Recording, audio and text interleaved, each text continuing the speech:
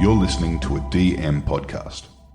We would like to acknowledge and give thanks to the traditional owners of the land we record this podcast on, the Yagara and Turrbal people, and their continued connection to the land and waterways on which we meet. Hello and welcome to Sportish, where we look at life through the lens of sport. And look, we had spoken about having lots of guest presenters come and help us out while Libby's on maternity leave, but I have an update. I'm the new guest presenter. She's back. I'm back.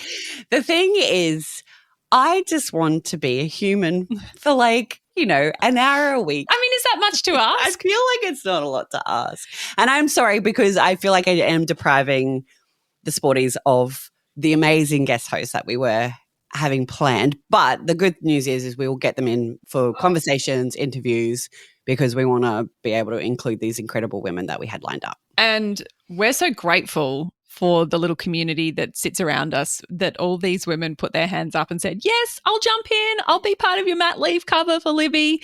And then I had to email them and say, look. Libby is grabby. I am as surprised as you are. She's super concerned that she's going to be replaced. Oh, don't be like that. Oh, my God. If anyone's being replaced, it's the non-Olympian. You had Ellie Cole. We had Ellie Cole and you were like freaking out. I'm like, I'm back. No. What Libby and I both couldn't comprehend was in the lead up to Lib having Archie, yes, you were so incredibly sick. It was awful. Like in and out of hospital. Yeah. We were freaking out thinking we need to wind this up a lot faster than we had initially planned. Yeah. And I was also looking forward going, there is no way she's going to be back in any part in term 2. Just no way, based on how sick you were. And so what I always forget is, I forget it too. And I've watched a lot of these with you now. In fact, all of them. I get so unwell in pregnancy. I don't know. But then I can't. I obviously forget. Like, that's how I can do it again. But the fact that you then go back is just blows my mind. But I forget. That's not true. That's the thing. I forget. Like a goldfish. Like an entire goldfish. And I'm like, oh, newborn's cute. So cute. So cute. And to be fair, I do think this one, my first pregnancy and my last pregnancy, I bookended it with my worst pregnancy. Total shit shows. Total shit show. It was awful. I felt horrible. And it's so funny because I don't know how horrible I feel until I'm not pregnant again. And then I'm reminded that I actually sleep better with a newborn than I ever do when I'm pregnant. Like I was getting, because I was tracking it on my Whoop because I'm basically an athlete still. I was getting like 1 to 2 hours sleep while I was pregnant. Even though I was in bed and it seemed like I was asleep, the quality wasn't there. And like with a newborn, I'm getting like 6 to 8 hours sleep. Wow. It's insane. Like it's, I mean, you do look brighter. I'm so much brighter. I just feel less swollen. Well, yeah, and because you were just full of fluid. So you had full of pitting fluid. edema, which is where you could press Libby's arm and it would just stay depressed. It was awful. And so, I have the baby and I'm like, I'm ready to go. And I did sort of pause and think, it's the hormones. Yes. She's high on hormones. Yeah. We know that feeling. It's oxytocin. She's like She's having loved the up. greatest time. She's cuddling this beautiful little boy. But a week later you were like, no, I'm really. No, really, I'm ready to go. Really ready to go. There's so much sport to talk about. So come hither, Georgie. I just might. How is little Archie? He's good. Actually, today he was a bit of a turd because he decided that he didn't want to be in the car. Well, he's now started the school drop-off run. Yes. He's been yanked out of his little newborn bubble. Correct. So not only are we starting the podcast today, but my husband's also returned to work in Melbourne. So I love how you've just let's talk again in 3 weeks and see how we're going. We might be calling the guest host back. Oh my God, get them back, Georgie. No. Yeah, because it's always like everyone gives you like all the food and the support in the first few weeks, and it's actually like at month 4 that you need. When did I bring the food, Libby? You brought the food today, Georgie, and I'm so grateful, including a croissant, which just made my day. You survive on pastries I do. and lasagnas. Oh, it's the best. But he's great. Honestly, the kids have just fallen in love with him. And I wasn't sure how Alfie, our youngest, before Archie came along, was going to deal with him. and he has just completely fallen in love. Oh, And that's beautiful. Oh, it's so adorable. Because Alfie really was dethroned. He Massively. absolutely monopolized you to the point where he didn't like anyone else being near you. No, exactly. He was like, nah. I've never been really allowed to hold Alfie, not because of you, Libby, because of Alfie. He's like, rack all the way I don't know I don't like who you. the hell you are. You might have been around my entire life, but I couldn't be less interested in you if I tried. Like the transition to having another baby. He is Stu from Family Guy. He is Stewie from Family Guy. And that's the thing. Like, he is definitely an absolute 2-year-old, but overall, it's been a pretty smooth transition. So that's amazing. I think that speaks to you as a mother, and it's hilarious because even today my children were in the car and we could see your car up ahead as we all head to school, and my kids were like, "Oh, Mummy, I just don't think you could do that." Thanks, guys. I mean, that's really hurtful. I feel like I did pretty well for 3, but cool. Thanks for your honest feedback. It's so brutal. Thanks. But also, thank you. Yeah. I mean, it's great for Libby. I'll just take a good hard look at myself. But I think they look at my house and they go, she could not deal with it. This mess. No. All right. I've had the mic for 3 or 4 weeks and I've got to talk to some awesome people, including Ellie Cole, the amazing team from Kicks for Kids who are sending sports equipment to communities in need, which was just so good. And Emily and Kylie from the Neuralicious pod, all talking about neurodiversity in sport. And we had such beautiful feedback about that episode, and we will absolutely do more because there's clearly an interest and a need to talk about that. Couldn't agree more. But I'm interested in what you want to talk about. Well, the first thing that I wanted to talk about, honestly, was the F1 because I am entirely obsessed. Yes, as am I. And just so you know, we now have a baby in the podcast studio. Because babies don't agree with meeting requests. We should know this. So if you hear weird noises, he's feeding. Yeah, that's what he's doing. And maybe this is the first for podcasts. Yeah. I don't know. Yeah. We're going to go with it. We're just going to roll with it. It's totally fine. Okay, tell me, F1, tell me all your thoughts. It is so fascinating to see all Isn't it? different dynamics at play. And I think if you haven't jumped on board F1 yet, now as an Australian, it is time to do so. Please jump on this bandwagon because Oscar Piastri is crushing it and crushing it. He's the best performing Australian now for 40 years in the F1. Yeah, so he's the first to lead the championship since Mark Webber, which was in like 2010. And Mark Webber is his manager, which is just delightful. We love this.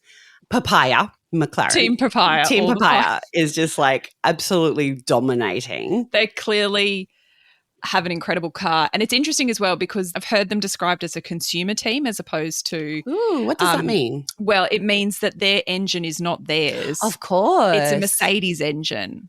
And Mercedes is doing quite well this year as well. How would you feel if you were Lewis right now? Oh, not good. So, but also, I think he's happy. No. You don't think he's happy? No. Oh, that's so interesting. He's so snarky on the radio with his engineer. Oh, yes, totally. But in some of the interviews afterwards, I think he's actually kind of enjoying the challenge. Oh, do you think Lewis needed to fall right back into the pack? Yeah, like I actually think this is going to be This is part of Lewis's narrative. I think so. I think this is his whole comeback arc. Right. He's taking a really long turn. Well, like, I mean, Ferrari needs to because Ferrari need to work out their shit. Yeah. But I actually think this is going to be really good for him because as I've heard him say, he got so used to the car. Yep. And he got so set in his ways that he needs to like relearn how to like work with the car. Yeah, but also work with the people. And work with the people as well. And I think that he has such a champion mindset. I actually think that's a really kind of dangerous thing for the rest of the field. So interesting because I was just thinking, wow, has Lewis just made the completely wrong move and is he now looking at... No, I reckon in 1 to 2 years because he's got a few years on the contract, doesn't he? Yeah. I reckon in 1 to 2 years and if, Ferrari get their shit together because that's the thing. You're not only just relying on yourself, you're relying on the car 100%. And the equipment. But I think he will be really dangerous. Interesting. I do think Carlos Sainz has absolutely crushed it in terms of his move away from Ferrari, which wasn't of his own choosing, obviously, to go into Williams at the time that he has and to be so Williams has now gone from being absolutely back of the pack to right up in the mix for both drivers and constructors. Yeah. I mean, admittedly not right at the top, but way more in the money than they've ever been before. Yeah, I think he it's must be just so sitting there exciting. cheering. Yeah, totally. But Mercedes as well is doing like so much better than they have in the last couple of years. Yeah. And Kimi Antonelli has been what a pick. Unbelievable pick by Toto. Like, well done, Toto. I'm fascinated to see that Kimi Antonelli really new into F1, like a rookie driver this year, and Netflix is about to release a documentary all about the selection of Kimi Antonelli. Yes. It's called The Seat. I can't wait to watch it. Haven't watched it yet. Obviously, it's not out. But it's interesting to me how quickly they've capitalised on who this kid is and what the potential is. Yeah, very quickly. And he's kind of giving quickly. Like he was pole sprint position at the Miami Grand Prix over the weekend. Like, this kid is going to – he's fast. He's so fast. Like, he's fearless. He has earned points in every single race that he's participated in this year. That's just – like, he's doing as good, if not better, than Lewis Hamilton in his debut year. Wow. Like, it is remarkable. So it's incredible that they've capitalized on it, but he's also walking the talk. Yeah, he's absolutely holding up his end of the bargain, which is tricky when you look at some of the other rookies that have come into F1 this year. Poor old Jack Doohan forgot to turn off his DRS as he went into a corner and absolutely spun out and hit a wall. And that was actually terrifying to watch, the speed at which he hit the wall. I can't remember. It was either in one of the Middle Eastern ones or in Japan where he just completely lost it. He hasn't had the greatest start to the season. No, he's had a terrible start to the season. And Liam Lawson also very bad. Dropped. And I think that's, I don't know, I feel like that's pretty harsh. Oh no, that was brutal. Like, and Red Bull. And so like, to upgrade Yuki. But it's the car. Like, it's not the second driver. It's the car. As Max Verstappen, as my youngest child calls him, which is just the funniest He's now thing. Max Verstappen. He's Max Verstappen in our household. Max is struggling with that car. And even over the weekend in Miami, he was really bitching and moaning on the radio about the brakes and the car and everything. Just nothing is working. I just find it so fascinating that they can have such differences between years. Yeah. Engineering, I believe it's called. Like, as someone who has not a scrap of an engineering mind, I'm fascinated by that. Yeah. I can't believe that it could be so vast from one year to another. Yeah. And in even bigger news, have we spoken about this? The F1 Academy? Oh, I mean, we've talked about it in previous episodes, but we haven't talked about it today. Yes. I don't know how good your short-term memory is. I've got no memory whatsoever. I'm so excited about watching the F1 Academy. So this is a documentary series that Susie Wolf from F1 Academy has commissioned with Hello Sunshine, which is Reese Witherspoon's production company. Hey, you've met. I've met Sarah Harden. Who's the I know, CEO. but you were in the same room as. I've been in her presence. She's amazing. Not that I know her, but she seems amazing. So they've invested a lot in creating this series. I think it'll be different to what we've seen with Drive to Survive. I kind of hope it's different because, like, the thing that I think we love about the men's F1 for Drive to Survive is that it's kind of catty and bitchy and, like, drama filled. And I kind of don't want the F1 Academy to be like that because I just feel like that's too cliche for women. And I think it's going to be a different story as well. Like, it's establishment year. So it's that journey of how do we build this from the ground, and which I just would love to see. And it's absolutely changing the sponsorship market for women's sports and bringing in brands that haven't ever been associated with sport before. So I think I hope we get to see some of those business style discussions as well, because they are pretty out there and groundbreaking for women's sport, as well as the incredible athleticism. And I use that word quite deliberately because they are absolutely athletes to be able to handle those G-forces. Yes. And you showed me some pictures of what they look like when they're actually sitting in the car. It blew my mind. They're like basically lying down. Right. To have the fitness to drive the cars is a really big thing, and to see how women operate in that environment, I think is going to be absolutely unmissable watching. Everybody needs to watch all of it. F1 Academy, F1, all of it. I want to talk to you about the tennis. Oh, yes. So this is where my goldfish brain kicks out. I knew you'd forgotten about the tennis. Totally forgotten about the tennis. And now to tennis. Oh my God, yes, please, Georgie. So I have so many opinions. I knew you would be full to the brim of opinions on here. So Max Purcell, who's an Australian doubles player who had been crushing it in 2024, unfortunately had an infusion, like a vitamin infusion. I mean, which is weird. Like those things are weird and aren't necessarily scientific. We're not in the sports world anymore. I mean, was I ever in the sports world? Yes, at a grassroots level. But was it ever? Yeah. I mean, did supplementation ever come into my regime? No. Not. It would have yours. Although you were pretty lackadaisy when it came to I was taking my asthma medication and that's pretty much it. Food and nutrition was like a secondary item for you when you were an Olympian. So Max Purcell has had this vitamin infusion. You're allowed to have them, but up to a certain volume. And he had told them it had to be this volume and it ended up being a lot more, or a bit more. He then declared that himself. What a guy. Thank you for telling me all of these details because I didn't know those details. And you wouldn't. This is what I bring to this. Yeah, this is what you bring. I bring the opinions. You bring the hot takes. No, so he's had this. It's more than it should have. He's self-reported and he's devastated, obviously. Because he's a good human. Because he's a good guy and he wants to do the right thing. What has then been handed down is an 18-month suspension. So he can't play for 18 months. That is my understanding. And this is I'm so angry. light of athletes like Yannick Sinner, who has been tested to have some sort of very nasty. And what John Millman, who is another Australian tennis player, wanted to emphasise when I was listening to his interview about it, Max Purcell didn't test positive for anything. There was no prohibited substances in this vitamin infusion. No. It was simply too much of the vitamins. Too much of the vitamins. Which he then self-reported. Yeah.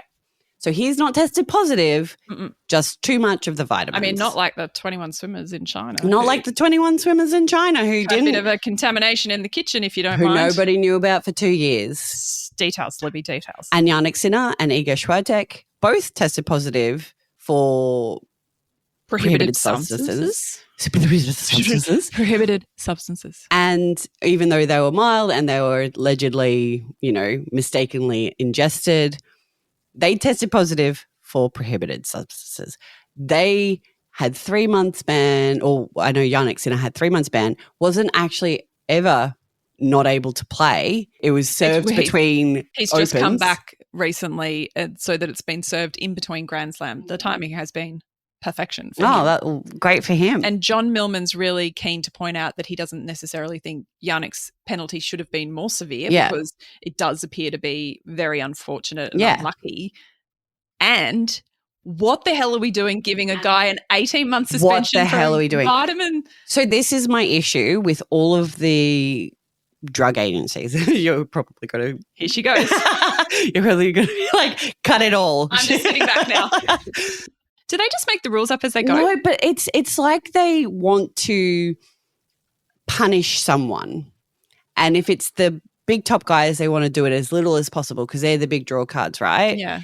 But for the little guys, they want to fry them. The little fish in the pond, they're like, let's just get them because then it looks like we're doing something. And it's like, well, that is so unfair to Max Purcell. 18 months is a huge amount of time. It's outrageous. Because not only does that mean that you can't play. Yeah, what does it actually mean? It means that you can't train at a registered training center with other, teammates. And like, who is he going to hit with? Who is he going to train? You can't train with a registered coach. So who is he going to train with for 18 months? Like that could potentially be the end of his career. And you see that with the likes of Shayna Jack. She somehow managed to, come back even though she was serving a similar amount of time. But like that is so significant. It's so clearly dependent on the optics of the whole thing. Totally. Like you think about the Chinese swimmers, you think about... But they don't care. Like... No, I know. It makes me so frustrated because they do. It's like the lesser known people who don't cause as much of an issue with their, money making or the sports money making. Yeah. They go and punish those guys because it looks like they're doing something. That's what it feels like. Like you really showed them. Yeah. We are on top of it. And it's like, that is so like disproportionate in what he has done. And Yeah. like, I don't think any athlete anywhere would be like, oh, yeah, get him. get him. Yeah. The guy who didn't test positive for anything and just had a few too many vitamins, which he'd probably just wee out anyway. He'd have very yellow wee and that would be it. We all know what happens when you take those multivitamins. You take too much of it. We're Very on wee. team Max Purcell. Absolutely. 100%. So, Lib, many would be aware and would have watched over the weekend Magic Round. Mm. I need to declare that I did not watch one single game. I didn't watch it either. So and it's something I need to work on. I've lost any connection and interest to rugby league. I watched the Women's State of Origin. Same. Amazing. So God, good. God, those women are unbelievable. Sorry. Don't Also, mind me. Archie agreed. Yeah, he did. He was like, they were They rock are solid. unbelievable. They're just like the next level. And that broke attendance records. Yes. It is brilliantly structured that it's the night before Magic Round kicks off in Brisbane. Yeah. So you've got State of Origin on the Thursday night, and then you have 8 matches for this round all happening at Suncorp Stadium. In terms of a way to deliver sport, Yeah. it's In terms of the exceptional. concept, amazing. Love that. But I just didn't watch any. I didn't watch any of the Magic Round. Women's, yes. But I'm just not interested in the men's at the moment. Yeah, I know. I think that's a thing. And I don't think we'd be alone there. We'd have listeners who have just fallen off a bandwagon of a sport. Mm. I'm definitely into the Lions. Yes. I'm on their bandwagon. Yeah. Yeah. But also the Broncos, well, I mean. The Broncos are back, though. They're performing. No, they're so inconsistent. That's why we've fallen off. I raised rugby league, though, because you sent me a clip this week Mm. and I looked at it and went, what is that? Yeah. So there's this thing that's going around that in 2025 and with all that we know about concussions and, Which is lots. you know, head trauma, It's a thing. it's a whole thing. There are these competitions that are being put on with money attached to it. Mm. So like a literal competition where these kids, adults, Kids. people, it goes from kids Oh up my to adults God. where they run at each other. As in like they're tackling each other? It's just a massive hit out. So you run as hard as you can at each other and then whoever comes up standing, I guess, Goes through the next goes round. through the next round and the next round and the next round. And then the winner gets like $10,000. I'm sorry. That's not enough money. Oh, no, not enough money. But for a lot of people in these communities, it would be a lot of money. And it is, you know, enough money for them to participate. And they kind of think it's a cool thing to do. They think it's funny. They think it's interesting. They think it's entertaining. And obviously think it's it's being pitched entertaining. as an entertainment product. They think it's hilarious to see someone potentially get knocked out or break a collarbone or any of these things. And some of the footage that I watched of it, and like, don't get me wrong, I am someone who was raised on Funniest Home Video Show. Well, we all were. Like Jo Beth Taylor, I wanted to be her. God, like she was weren't my, they the days? she literally was my icon. Like I wanted to be her growing you up. really? Yes, I'm not kidding. Like she made me want to get into television. Really? Yes, to be Jo Beth Taylor. I wouldn't have remembered it was Jo Beth Taylor until you said the name. Funniest Home Video Shows, like I still That was appointment TV. I am a terrible, terrible human. My youngest daughter ran into Oh, no. a glass door. Did you think if only I'd called that for Funniest Home Videos? I was like, I wish I had filmed that. So, you know, she couldn't see the glass door. She walked head first into And she was fine, which made it then okay to laugh. Well, look, I laughed at her. She didn't take that too well. She was fine. There was no blood. No. There Not was no even glass there wasn't broken. even bruising. No. So, you know, it was all and in fine. that moment, you thought, gosh, we've missed an opportunity. I'm like, if only I could email that, not email it, send a DVD to Jo Beth or videotape. No, VHS. VHS to Jo Beth. I reckon I would have won. I think that was the only reason we wanted a VHS, camcorder, whatever we would have called it, where you literally put a video. Yeah. Do you remember all those little videos that you then put in the big video? So good. Gosh, technology. It's really come on.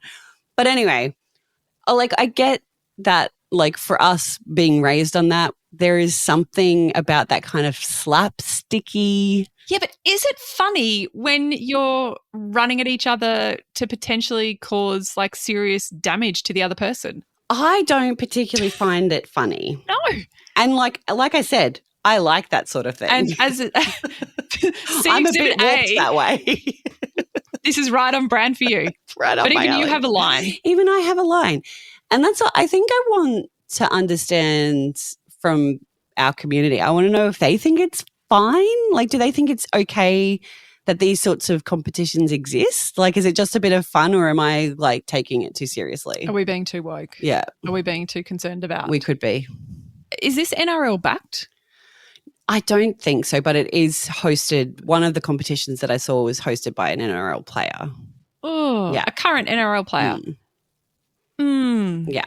Seems so irresponsible. So irresponsible. Like, what sort of insurance is on this competition? I immediately was like, how did they get insurance for this?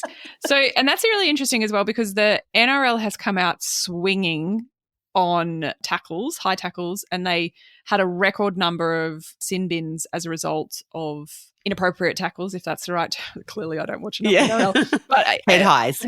Whatever they're called. The bad tackles, an unprecedented number of sin bins in the previous round. That's now dropped because they recognised that they were policing it a bit incorrectly, like the application of the rules hadn't gone through as it was intended, which is fair. But interestingly, and it goes to your point, like some massive proportion or significant proportion of concussion injuries don't actually happen for the person being tackled.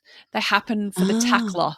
That's so interesting. So the person who's delivering the tackle is typically the one who ends up with the head injury. I did not know that. And now that. we have a whole flipping competition doing that, where people are essentially just like, cool, let's go get ourselves concussed. That's dumb. No, it's dumb. Come on, guys. Look, I think I know what the answer is, but what, clicks? Well, yeah, clicks and just like, it's funny. Social media. There are so many cool ways to give people $10,000. Like, let's go kick a goal. Be more creative. Come on, internet. You can do better than this. Totally agree. Thank you so much for listening to this episode of Sportish. We're so excited to have Libby back. Yeah, I'm back. We're so excited to be back in your ears as the two of us. There's lots that you can catch up on if you've been away. There have been a bazillion public holidays since we've been on the mics. So go back and listen to those episodes. There's such good episodes, Georgie. You did such an amazing job. Thank you. And all of our guests, obviously. Obviously, Ellie Cole, next level. Yeah. But you are great. But you are also welcome back. But you are also an Olympian. Ellie is a Paralympian. Libby is an Olympian. You are both excellent. I mean, she's won a lot more gold medals than I have. Okay, it's not about you. It was about filling a chair that was empty. You're such a competitive asshole. It will never end, Georgie. It will never end. We'll catch you next week. Bye. Bye.